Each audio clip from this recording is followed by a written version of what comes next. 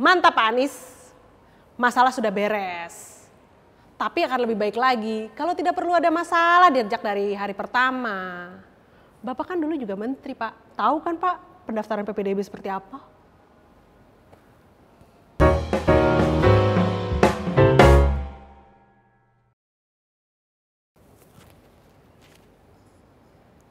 Halo Sobat, kembali lagi dalam program The Editors Media Indonesia. Tahun ajaran baru segera tiba. Saat tersibuk bagi orang tua murid yang ingin memasukkan anaknya ke sekolah negeri lewat sistem penerimaan peserta didik baru atau yang lebih dikenal dengan PPDB. PPDB tahun ajaran 2021-2022 di DKI Jakarta dimulai sejak Senin 7 Juni 2021. Kepala Dinas Pendidikan DKI Jakarta Nahdiana mengatakan Pemprov DKI berkomitmen mewujudkan kesetaraan kesempatan pendidikan bagi warga Jakarta dari seluruh latar belakang untuk mendapatkan pendidikan berkualitas di Jakarta. PPDB tahun ajaran 2021-2022 di DKI Jakarta terbagi atas 4 jalur. Pertama adalah jalur prestasi, akademik dan non-akademik yang dimulai 7 Juni kemarin. Jalur kedua adalah jalur afirmasi, yaitu jalur untuk anak-anak dari keluarga yang tidak mampu. Ketiga adalah jalur zonasi yang memberikan kesempatan pada anak-anak yang berdomisili di dalam wilayah zonasi yang telah ditetapkan. Dengan memperhatikan sebaran sekolah, sebaran domisili peserta didik, dan juga kapasitas sekolah. Keempat adalah jalur pindah tugas orang tua dan anak guru. Nahdiana menjabarkan di DKI Jakarta terdapat satuan pendidikan anak usia dini sebanyak 113 sekolah. Sekolah dasar negeri mencapai 1.322 sekolah. Untuk SMP negeri sebanyak 292 sekolah dan sekolah menengah atas negeri sebanyak 115 sekolah. Adapun sekolah menengah kejuruan negeri sebanyak 73 sekolah dan sekolah luar biasa sebanyak 13 sekolah dan pusat kegiatan belajar masyarakat atau disebut PKBM sebanyak 39 sekolah. Adapun total daya tampung untuk SMP negeri dibandingkan dengan lulusan SD negeri atau swasta serta madrasah hanya mengakomodasi 47,33% peserta didik. Sedangkan total daya tampung SMA negeri dan SMK negeri jika dibandingkan dengan lulusan SMP negeri swasta serta madrasah hanya dapat mengakomodasi 33,66% peserta didik.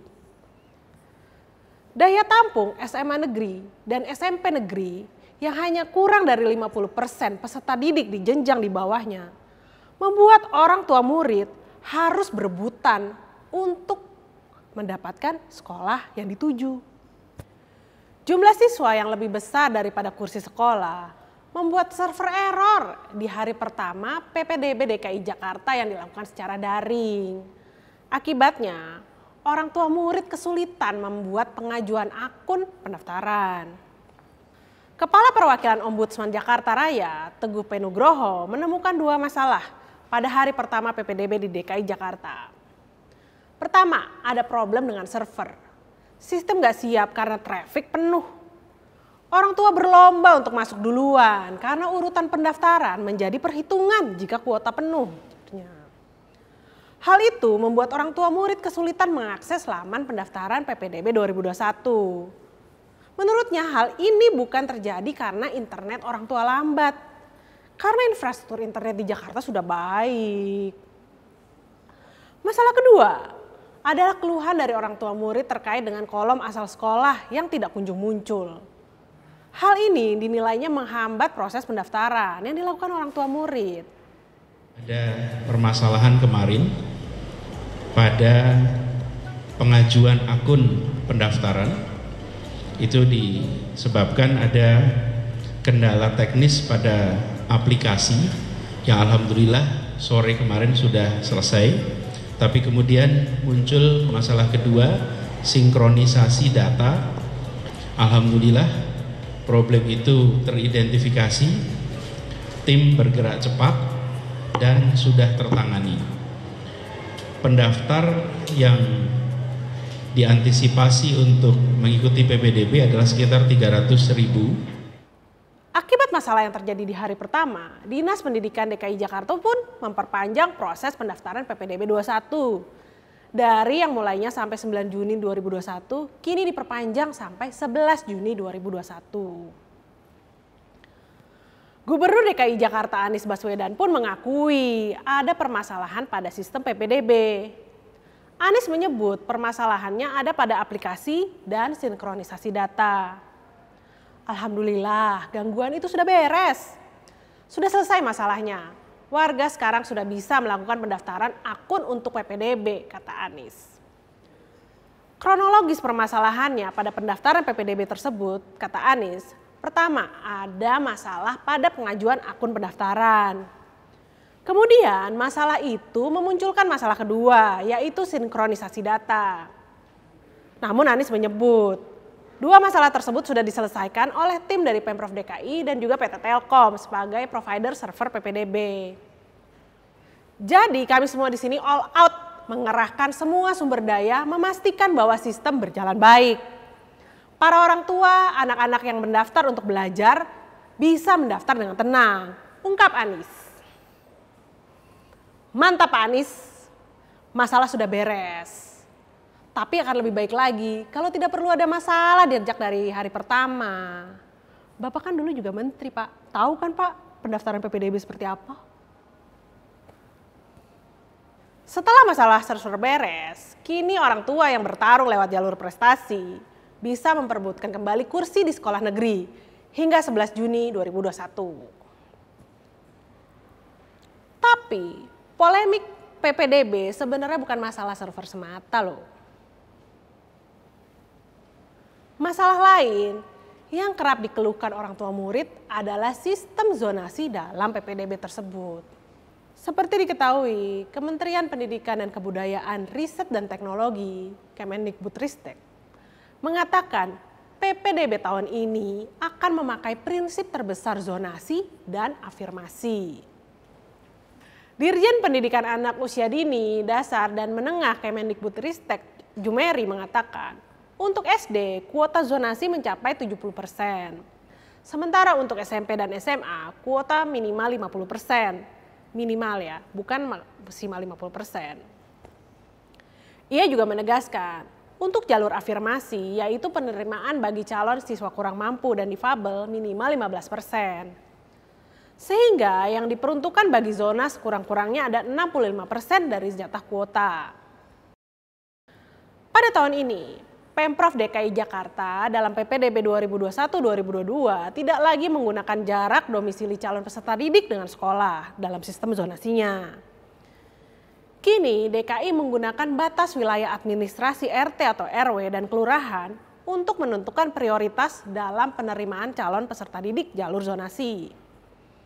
Alasan utama penerapan cara baru zonasi tersebut sebab kepadatan penduduk dan tingkat hunian di Jakarta sangat beragam. Misalnya, orientasi pembangunan pemukiman di Jakarta sudah pada tahap hunian vertikal. Aturan baru mengenai sistem zonasi di DKI Jakarta itu tentu belum bisa memuaskan semua pihak. Masyarakat yang tergabung dalam Suara Orang Tua Peduli dan Perkumpulan Wali Murid 8113 memprotes aturan PPDB khususnya jalur zonasi. Juru bicara Suara Orang Tua Peduli, Jumono mengatakan mereka lebih memprioritaskan jarak tempat tinggal terdekat ke sekolah. Seperti yang dilakukan sebelumnya. Bukan batasan administratif seperti RT yang dilaksanakan tahun ini ataupun RW yang dilaksanakan tahun lalu. Di sisi lain, Wakil Ketua DPRD DKI Jakarta, Zita Anjani berpendapat, proses PPDB setiap tahun akan selalu diwarnai dengan polemik. Hal ini karena banyaknya minat masyarakat untuk bersekolah di sekolah negeri. Dan hal itu tidak diimbangi dengan jumlah sekolah negeri di ibu kota. Contohnya, jumlah lulusan SD tahun ini sekitar 180.000 orang. Namun, jumlah kursi yang ditampung oleh SMP negeri hanya 71.000 kursi. Kemudian, lulusan SMP negeri tahun ini jumlahnya 80.000 orang. Tapi jumlah kursi di SMA negeri hanya sekitar 50.000. Anggota fraksi Partai Amanat Nasional itu pun menuntut agar Pemprov DKI dapat menambah jumlah sekolah negeri di Jakarta. Menurutnya, tingginya minat warga terhadap sekolah negeri karena sekolah negeri bebas biaya. Jadi wajar kan kalau orang tua berebut sekolah negeri untuk anak-anaknya. Kan sebagian orang tua ingin anaknya bersekolah setinggi langit. Meski masalahnya tidak semua orang tua sanggup mempersiapkan biaya pendidikan yang juga setinggi langit.